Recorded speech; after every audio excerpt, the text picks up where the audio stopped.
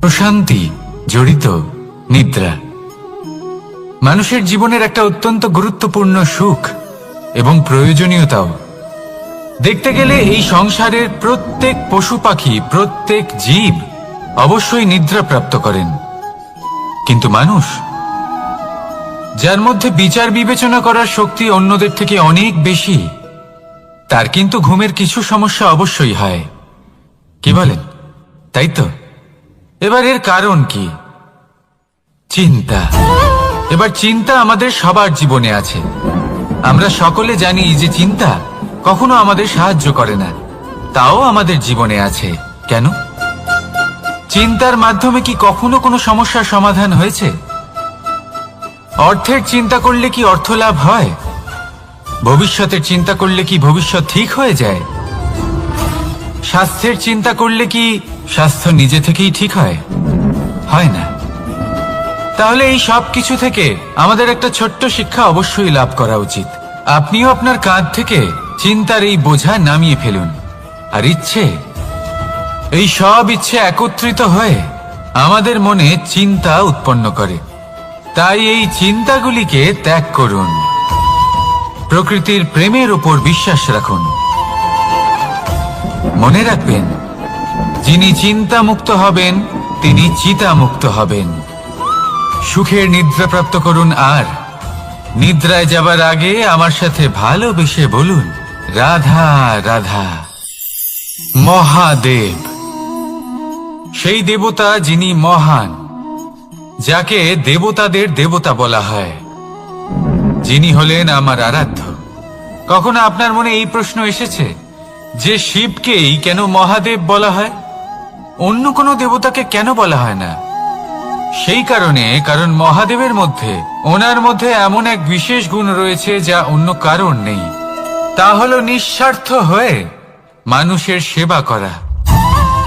যদি প্রয়োজন পড়ে, যদি সৃষ্টির পথে বিনাশের কালো মেঘ ছেয়ে থাকে, তখন নিজের প্রাণের চিন্তা না করে হলাহল পান করার জন্য প্রস্তুত থাকেন মহাদেব। আর এই অদ্বিতীয় ত্যাগের জন্যই শিবকে মহাদেব বলে ডাকা হয়। এবার যদি কোনো মানুষও নিঃস্বার্থ ভাবনার দ্বারা নিজেকে অর্পণ করে দেয় এই জগতের কল্যাণের জন্য, মানুষের সেবার জন্য, তাহলে তিনিও মহাপুরুষ, মহামানব হতে পারেন। যদি কেউ অভুক্ত থাকেন, তাহলে নিজের থালা থেকে অর্ধেক খাবার তাকে দিয়ে দিন। যদি কেউ অসুস্থ হন, তাহলে তাকে সেবা করার, চিকিৎসা করার চেষ্টা করুন। এই জীবন শুধু নিজের জন্য নয়, অন্যদের প্রতি, সমস্ত সংসারের প্রতি উৎসর্গ করুন। যদি এইসব মানুষ শিখে যান, তাহলে তিনি মহাদেবের পথে অগ্রসর হতে পারেন। যদি মানুষ নিঃস্বার্থ ভাবনার দ্বারা এই সংসারের সেবা করতে শিখে যান, তাহলে তিনি নিশ্চিত রূপে মহামানব অবশ্যই হতে পারবেন। আসুন আমার সাথে ভালোবেসে বলুন, রাধা রাধা। স্বর্ণ, হিরে, মুক্ত, মানিক, এই সব কিছুকে আগে পাথর বলা হতো। তাহলে এমন কি হলো যে এদের রত্ন বলা হয়? আর রত্ন তা বাস্তবে আসলে কি? এটা হলো সেই পাথর যাকে আগে আগুনের তাপ সহ্য করতে হয়েছে, পরখ করা হয়েছে, যাচাই করা হয়েছে, এদের কাটার চেষ্টা করা হয়েছে, কিন্তু তারা কখনোই নষ্ট হয়নি, বরং তারা আরো উদ্ভাসিত হয়েছে, আরো উজ্জ্বল হয়েছে, এই সংসারে আরো প্রকাশ ছড়িয়ে দিয়েছে। সেই জন্য এরা হলো এত অমূল্য, সেই জন্য এরা হলো বহুমূল্য, সেই জন্য এদের রত্ন বলা হয়। এবার মানুষের কাছেও এই নির্বাচনের অধিকার রয়েছে যে আমরা শুধু পাথর হয়ে থাকব নাকি রত্ন হয়ে থাকব। কিভাবে? আমাদের জীবনেও অনেক সমস্যা রয়েছে, বাধা আছে, বিপত্তি আছে। আমরা সেই বাধার তাপে উত্তপ্ত হই, এই সমস্যা আমাদের কাটার চেষ্টা করে। অনেক মানুষ বিভিন্ন পরিস্থিতি আমাদের ভাঙার চেষ্টা করে, কিন্তু আমাদের নষ্ট হলে চলবে না। যেভাবে এই রত্ন সমস্যার সম্মুখীন হয়ে পাথর থেকে রত্ন হয়েছে, সেইভাবেই আমাদেরও আমাদের সমস্যার সম্মুখীন হয়ে রত্ন হয়ে উঠতে হবে, এই সংসারে প্রকাশের স্রোত হয়ে উঠতে হবে। তাহলে এটাই করুন আর আমার সাথে ভালোবেসে বলুন, রাধা রাধা। সংসারে সব থেকে বড় শক্তি আসলে কি? কেউ বলবেন শারীরিক শক্তি, কেউ বলবেন অস্ত্রের শক্তি, কেউ বলবেন জ্ঞানের শক্তি। ঠিক আছে, কিন্তু যদি আমি বলি সংসারের সব থেকে বড় শক্তি হলো শক্তি কোনো এক তথ্যের, আগে হ্যাঁ, তথ্য। এই তথ্য নিজেই কিন্তু খুব শক্তিশালী, অত্যন্ত শক্তিশালী অস্ত্র হলো এই তথ্য। আর সত্যি বলতে অনুচিত তথ্যের থেকে অনেক বেশি ঘাতক হলো অসম্পূর্ণ তথ্য। যেরকম আজ শাম্ব রুক্মির সাথে করেছে, ওকে অসম্পূর্ণ তথ্য দিয়েছে, তার ফলে বিনাশ হলো। যদি এইভাবেই আপনার কাছেও কোনো অসম্পূর্ণ তথ্য আসে, আর যদি আপনি তা পরখ না করে দেখেন, যাচাই না করে দেখেন, আর নিজের কর্ম করেন, তাহলে উত্থানের বদলে আপনি পতনের সম্মুখীন হবেন। বিকাশের বদলে আপনার বিনাশ হয়ে যাবে। মনে রাখবেন একটা অত্যন্ত গুরুত্বপূর্ণ কথা, সঠিক তথ্য পাওয়া সঠিক তথ্য দেওয়ার থেকে অনেক বেশি গুরুত্বপূর্ণ। আশা করি এই কথা আপনি বুঝেছেন। জীবনে যখনই কোনো তথ্য আপনি পাবেন, সেই বিষয়ে ভেবে দেখুন, পরখ করে দেখুন, যাচাই করুন, তারপর নিজের কর্ম করুন। আর আমার সাথে ভালোবেসে বলুন, রাধা রাধা। ধর্ম এবং প্রেম, এই দুই হলো একই মুদ্রার দুই পিঠ। যদি এদের মধ্যে কোনোটা নষ্ট হয়ে যায়, তাহলে দ্বিতীয়টাও থাকে না। কখনো ভেবেছেন এমন কেন হয়? তার জন্য আগে আপনাকে বুঝতে হবে যে ধর্ম আসলে কি। ধর্ম সেটাই যা এই সংসারের প্রত্যেক মানুষকে একে অপরের সাথে সুখ এবং শান্তিতে থাকতে প্রেরণা যোগায়। এই প্রেরণার আধার হলো প্রেম। প্রেম সেটাই যা আপনার মধ্যে অন্য কারোর প্রতি করুণাবোধ জাগিয়ে তোলে, সম্মান জাগিয়ে তোলে। এবার যদি প্রেম চলে যায়, তাহলে সবার আগে বিনাশ হবে সম্মান আর করুণাবোধের। এবার যেখানে না প্রেম রয়েছে, না সম্মান রয়েছে, না করুণা রয়েছে, সেখানে ধর্ম কিভাবে বাস করবে? অশুভ ইচ্ছে জাগ্রত হয়ে ওঠে, ক্রোধ জাগ্রত হয়ে ওঠে, অহংকার জাগ্রত হয়ে ওঠে, আর তারপর আরম্ভ হয় অধর্মের। তাই যা যা ভাবনা আপনার অন্তরে প্রবেশ করছে, করতে দিন, কিন্তু যাই হোক না কেন, এই প্রেমকে নিজের থেকে দূরে যেতে দেবেন না। এই প্রেমকে চিরকাল নিজের কাছে রাখুন, নিজের হৃদয়। আর এই প্রেম ভাব নিয়ে বলুন, রাধা রাধা। মানুষের জীবনে উন্নতি লাভ করার জন্য তিনটি স্তম্ভের প্রয়োজন হয়। প্রথম স্তম্ভ শিক্ষা। এই শিক্ষা আমাদের জ্ঞান প্রদান করে। দ্বিতীয় স্তম্ভ ব্যবসা, যার দ্বারা আমরা ধন উপার্জন করি। তৃতীয় স্তম্ভ হলো আমাদের ঈশ্বর, আমাদের ইষ্ট। এনার সাথে যদি আমরা জুড়ে থাকতে পারি, তাহলে এমন একটা মানসিক বল আপনি লাভ করবেন যেটা এই সংসারে আর কোথাও পাওয়া সম্ভব নয়। কিন্তু মানুষ অনেক সময় জীবনে এই তিনটি স্তম্ভ লাভ করা সত্ত্বেও সামনে অগ্রসর হতে পারেন না। তখনও জীবনে কঠিন পরিস্থিতি আসতেই থাকে। এমনটা ঠিক কেন হয়? কারণ সে জীবনে এই তিনটি স্তম্ভ লাভ করে নেয়, জীবনে প্রয়োগও করে, কিন্তু তার ভিতের কথা সে ভুলেই যায়। যেমন প্রথম স্তম্ভ অর্থাৎ শিক্ষা। এই শিক্ষার আধার হলো শুভ চেতনা। যদি অন্তরে শুভ চেতনা না থাকে, তাহলে এই শিক্ষার কোনো গুরুত্ব থাকে না। দ্বিতীয় স্তম্ভ ব্যবসা। পরিশ্রম করে উপার্জন করতে হবে, এই কথাটা আমরা সবাই জানি এবং সবাই চেষ্টাও করি। কিন্তু ব্যবসা করতে করতে আমরা এটা ভুলে যাই আমাদের ব্যবহার কেমন হয়ে পড়েছে। এই ব্যবহার যদি শুভ হয়, তাহলে আমাদের উপার্জন আস্তে আস্তে একটা স্থির জায়গায় এসে পৌঁছবে। এবং তৃতীয় স্তম্ভ আমাদের ভগবান। যদি ওনার স্মরণে আপনি যেতে চান, তাহলে তার পূর্বে নিজের মা বাবাকে সেবা করুন, তাদের যত্ন করুন, তাদেরকে ভালোবাসুন, কারণ ওনারাই হলেন এই সংসারে আপনার সব থেকে বড় ইষ্ট। তাহলে তিন স্তম্ভের সাথে সাথে তাদের আধারকেও নিজের জীবনে প্রাধান্য দিন। কোনো সমস্যা আসবে না, জীবনে একের পর এক উন্নতি করবেন এবং এই মন প্রসন্ন হয়ে বলবে, রাধা রাধা। সুখ, দুঃখ এবং শক্তি এই তিন হলো এই সংসারের ত্রিদেবের মতো। আমাদের জীবনে যা কিছু ঘটছে এই তিনটির ভিত্তির উপরেই হচ্ছে। আসলে এই সংসারের একটা নিয়ম আছে, যখনই আপনি কিছু লাভ করেন এই সংসার আপনার পরীক্ষা নেয়। এটা জানার জন্য আপনার পরীক্ষা নেয় যে আপনি যা কিছুই লাভ করেছেন আপনি কি আদৌ সেটার যোগ্য কিনা। ঠিক সেইভাবেই এই সুখ, দুঃখ এবং শক্তি আপনার পরীক্ষা নিয়ে থাকে। যখন সুখ আসে তখন সে আপনার পরীক্ষা নেয় যে আপনার মধ্যে অহংবোধ জাগ্রত হয়নি তো।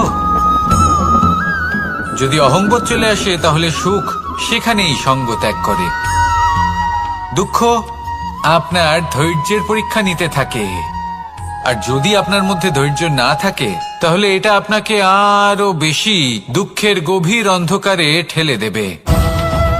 সেখানে শক্তি পরীক্ষা নেয় আপনার বিনম্রতার। যদি আপনি বিনম্র না হন তাহলে হয় এই শক্তি আপনার সঙ্গ ত্যাগ করবে, নয় এই শক্তি বিনম্রতার অভাবে আপনার পতনের কারণ হতে পারে। এই সংসারে যে কোনো ব্যক্তি যিনি এই পরীক্ষায় উত্তীর্ণ হয়ে থাকেন এই জীবনে তিনি সাফল্য লাভ করেন। আসুন আমার সাথে ভালোবেসে বলুন, রাধা রাধা।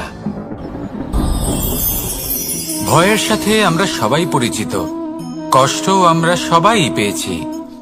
কখনো কখনো আমরা অসুস্থ হয়ে পড়ি, আর এমন সময় হলে মাতার মমতা, কখনো বাবার স্নেহ, কখনো বন্ধুদের পাশে থাকার অনুভূতি আমাদের রোগ নিরাময়ে সাহায্য করে। কখনো যদি আমরা নিরাশ হয়ে পড়ি, তখন যদি আমাদের কোনো আপনজন আমাদের দুটো ভালো কথা বলে তখন আমাদের মনোবল বেড়ে যায়। ঠিক তেমন সংসারের এই রঙ্গমঞ্চে যদি আপনি পীড়িত অনুভব করেন, কিছু শুভ কথা আলোচনা করুন, কিছু স্তুতি গান করুন, কিছু মুহূর্তের জন্য হলেও নিজের ইষ্টদেবের কথা স্মরণ করুন আর প্রার্থনা করুন। সাহস বাড়বে, শক্তিও বৃদ্ধি পাবে এবং সামনে এগিয়ে চলার পথও দেখতে পাবেন। তখন এই মন প্রসন্ন হয়ে বলবে, রাধা রাধা। এই সংসারে কখনো কোনো ব্যক্তিকে তার বাইরের পোশাক দেখে বিচার করার চেষ্টা করবেন না, এটা খুব বড় ভুল করবেন। যেমন আমরা জীবনে অনেক সময় এমন করি, ধরুন কোথাও একটা গাছ দেখলাম, খুব বিশাল আকারের একটা গাছ যেটা মাটির থেকে অনেক উঁচুতে পৌঁছে গেছে, যার বিশাল শাখা আছে। সেগুলো দেখে আমরা ভাবি যে এই গাছে হয়তো কত সুস্বাদু ফল আছে, আমরা সেই গাছের পরিচর্যা করতে থাকি। আবার অন্যদিকে হলো একটি তৃণ যেটা মাটি থেকে কিছুটা উঁচুতে পৌঁছেছে, কিন্তু সেই তৃণর নিচে, মাটির নিচে অত্যন্ত সুস্বাদু ফল বা সবজি জন্ম নেয়, যা আমাদের স্বাস্থ্যের পক্ষে অত্যন্ত উপকারী। সেই জন্য কখনো আবরণ দেখে কাউকে বিচার করতে চেষ্টা করবেন না। তার বদলে এটা বোঝার চেষ্টা করুন যে আপনার সামনে যে ব্যক্তি আছে বা বস্তু আছে তার বিশেষত্ব কি। যদি এই বিশেষত্ব বোঝার ক্ষমতা আপনি অর্জন করেন, যদি এই শিল্প আপনি নিজের ভেতরে জাগ্রত করেন, তাহলে এই সংসারে বিশেষত্ব কি সেটা আপনি জানতে পারবেন। আর এই সমস্ত খেলা দৃষ্টি থেকে নয়, দৃষ্টিভঙ্গি থেকে জন্ম নেয়। দৃষ্টিভঙ্গি সবসময় শুভ রাখুন আর আমার সাথে ভালোবেসে বলুন, রাধা রাধা। যখন আমরা কোনো বনে প্রবেশ করি তখন এই সবুজ ঘাস দেখে, এই কোমল ঘাস দেখে আমাদের মন প্রফুল্ল হয়ে ওঠে। ভিন্ন ভিন্ন প্রজাতির ফুল, ভিন্ন ভিন্ন রঙের ফুল দেখে এই মন আনন্দে ভরে ওঠে। এখানে শিশুরা আনন্দ লাভ করে, বড়রা ভোজন গ্রহণ করেন, কথাবার্তা বলেন, হাঁটাহাঁটি করে বেড়ান। এবার ভেবে দেখুন, যখন এই উপবনের নির্মাণ হয়েছিল সেই সময় যদি এই মাটিকে সঠিকভাবে খনন না করা হতো, যদি তাতে সঠিকভাবে বীজ রোপণ না করা হতো, যদি কোনো সংঘর্ষ না হতো, পরিশ্রম না করা হতো, যদি চলতে চলতে পায়ে কাঁটা না বিঁধে যেত, তাহলে এই সুন্দর বন দেখে আমরা কি এই আনন্দ লাভ করতে পারতাম? কখনোই নয়। ধরুন কোনো নদীর তটে সুন্দর একটি বন আছে, সেই বনের আনন্দ লাভ করতে গেলে আপনাকে সেই নদী পার করতেই হবে। যদি সুখের নদীর কাছে পৌঁছতে চান তাহলে তটে যে কাঁটা রয়েছে সেগুলোর সাথে সংঘর্ষ করতেই হবে। এই সংসারে যদি আপনি সুখ লাভ করতে চান তাহলে সুখ লাভের এই যাত্রা শুরু করতে হবে সংঘর্ষ দ্বারা। তাহলে সংঘর্ষকে স্বাগত জানান, এর পেছনেই সুখ রয়েছে যা আপনার জন্য অপেক্ষা করছে। এবার হাসুন আর আমার সাথে ভালোবেসে বলুন, রাধা রাধা। সংসারে আমাদের জীবনের সবথেকে বড় দোষ কি আপনি জানেন? কেউ বলবেন লোভ, কেউ বলবেন লালসা, কেউ বলবেন অসত্য। দেখুন, দুঃখের মূল কারণ হলো পরিশ্রম না করা। কিছু মানুষ ভাবেন যে আমি জীবনে কোনো পরিশ্রম করব না, অথচ আমি সবকিছু প্রাপ্ত করতে চাই। আর এমন এক কারণের জন্যই দূতের মতো খেলা আমাদের জীবনে প্রবেশ করার সুযোগ পায়। দূত। এই দূত আসলে কি? দূত অর্থাৎ কোনো পরিশ্রম ছাড়াই অন্য কেউ পরিশ্রম করে যা অর্জন করেছেন, যে সুখ সুবিধা অর্জন করেছেন, তা নিজের জন্য শুধুমাত্র একটা খেলার মাধ্যমে নিজের করে নেবার ইচ্ছে। আর এই ইচ্ছে অত্যন্ত বিনাশকারী হতে পারে।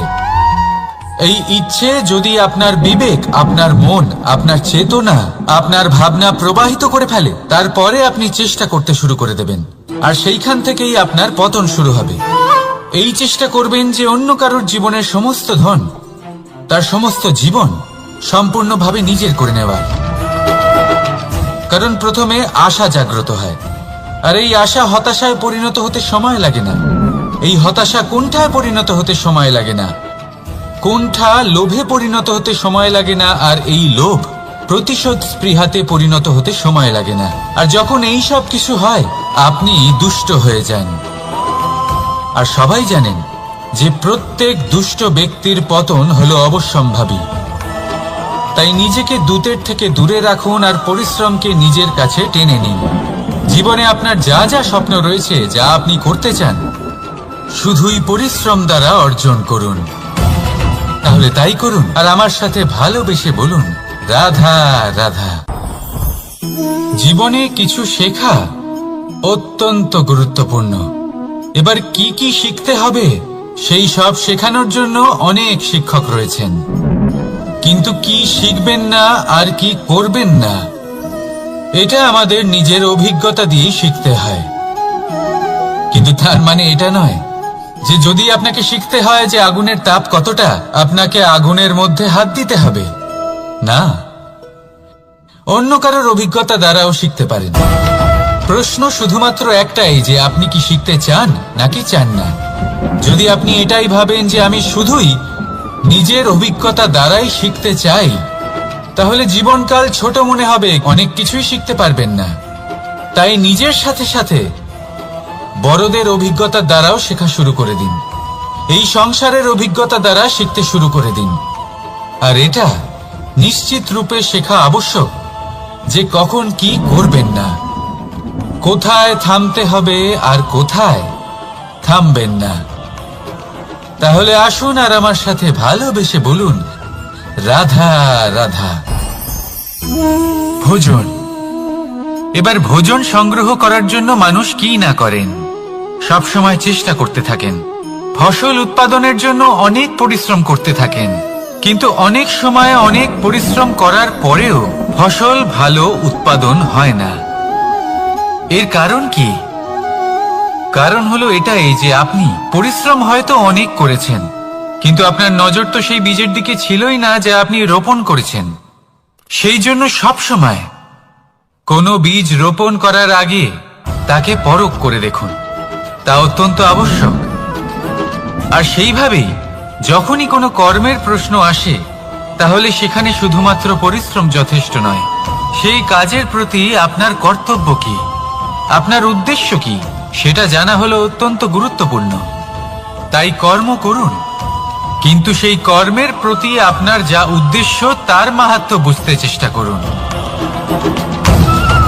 তাহলে আসুন আমার সাথে ভালোবেসে বলুন, রাধা রাধা। প্রশান্তি জড়িত নিদ্রা। মানুষের জীবনের একটা অত্যন্ত গুরুত্বপূর্ণ সুখ এবং প্রয়োজনীয়তাও।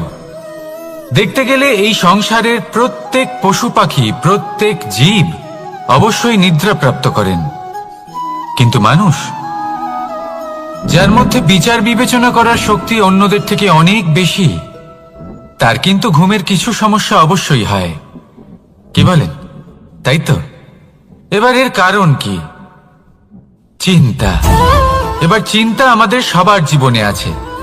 আমরা সকলে জানি যে চিন্তা কখনো আমাদের সাহায্য করে না, তাও আমাদের জীবনে আছে। কেন? চিন্তার মাধ্যমে কি কখনো কোনো সমস্যার সমাধান হয়েছে? অর্থের চিন্তা করলে কি অর্থ লাভ হয়? ভবিষ্যতের চিন্তা করলে কি ভবিষ্যৎ ঠিক হয়ে যায়? স্বাস্থ্যের চিন্তা করলে কি স্বাস্থ্য নিজে থেকেই ঠিক হয়? হয় না। তাহলে এই সব কিছু থেকে আমাদের একটা ছোট্ট শিক্ষা অবশ্যই লাভ করা উচিত। আপনিও আপনার কাঁধ থেকে চিন্তার এই বোঝা নামিয়ে ফেলুন। আর ইচ্ছে, এই সব ইচ্ছে একত্রিত হয়ে আমাদের মনে চিন্তা উৎপন্ন করে। তাই এই চিন্তাগুলিকে ত্যাগ করুন। প্রকৃতির প্রেমের উপর বিশ্বাস রাখুন। মনে রাখবেন, যিনি চিন্তামুক্ত হবেন তিনি চিতামুক্ত হবেন। সুখের নিদ্রা প্রাপ্ত করুন, আর নিদ্রায় যাবার আগে আমার সাথে ভালোবেসে বলুন, রাধা রাধা। মহাদেব, সেই দেবতা যিনি মহান, যাকে দেবতাদের দেবতা বলা হয়, যিনি হলেন আমার আরাধ্য। কখনো আপনার মনে এই প্রশ্ন এসেছে যে শিবকেই কেন মহাদেব বলা হয়, অন্য কোনো দেবতাকে কেন বলা হয় না? সেই কারণ মহাদেবের মধ্যে, ওনার মধ্যে এমন এক বিশেষ গুণ রয়েছে যা অন্য কারণ নেই। তা হলো নিঃস্বার্থ হয়ে মানুষের সেবা করা।